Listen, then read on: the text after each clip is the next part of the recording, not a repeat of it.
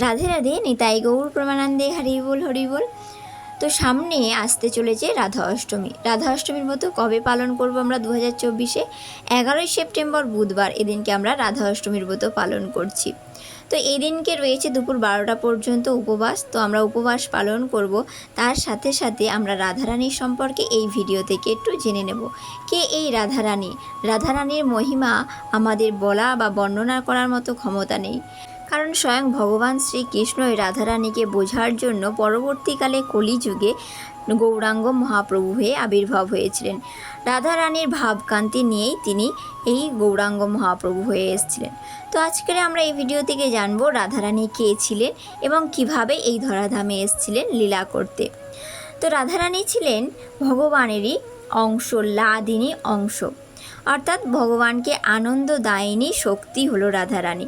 ভগবান হলেন পূর্ণ শক্তিবান আর রাধারানী হলেন শক্তি। যেমন সূর্যের মতো, সূর্য এবং সূর্যের আলোর মধ্যে কোনো পার্থক্য নেই, যেমন তেমনই হলো ভগবান এবং রাধারানীর মধ্যে কখনো পার্থক্য নেই।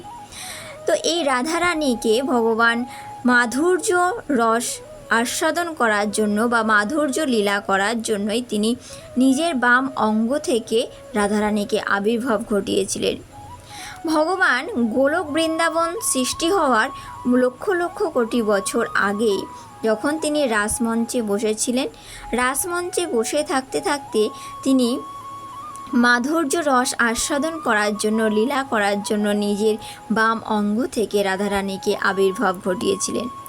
রাধারানী যেহেতু রাসমঞ্চ থেকে আবির্ভাব হয়েছিলেন, তাই রাসমঞ্চে রা, আর যেহেতু ধাবিত হয়েছিলেন বা আবির্ভাব হয়েছিলেন তাই জন্য ধা, সেই জন্য পুরো নাম হলো রাধা। তো এই রাধারানী যখন আবির্ভাব হয়ে এসেছিলেন ভগবানের বাম অঙ্গ থেকে, তিনি তারপর থেকে মাধুর্য রস ভগবানের সাথে লীলা করেছিলেন। তো রাসমঞ্চে রাস রচিয়েছিলেন রাধারানী।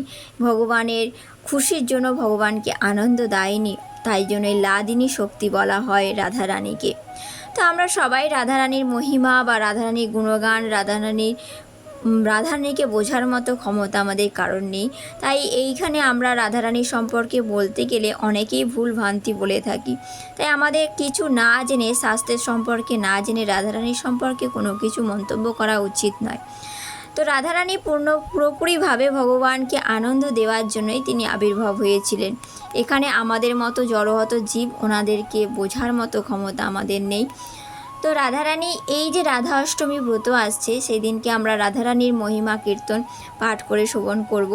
তো আর পরের ভিডিও আসছে যেখানে আমরা রাধারানীর পুরোপুরি আবির্ভাব কীভাবে মাহাত্ম্যর মাধ্যমে আমরা জানব। 2024-এ 11ই সেপ্টেম্বর বুধবার, সেই উপলক্ষে আমরা রাধারানীর ব্রত, পূর্ণাঙ্গ ব্রত অর্থাৎ পুরো দিন যদি ব্রত করতে পারেন খুব ভালো, আর যদি না তেমন ব্রত না করতে পারেন অবশ্যই দুপুর 12টা পর্যন্ত আমাদেরকে ব্রত করতেই হবে, কারণ রাধারানী আবির্ভাব করেছিল দুপুর 12টার সময়। তা আসছি আমরা পরের ভিডিওতে। আপনারা সকলে ভালো থাকুন, সুস্থ থাকুন আর আনন্দে থাকুন। জয় জয় রাধে, নিতাই গৌর প্রেমানন্দে, হরি বল।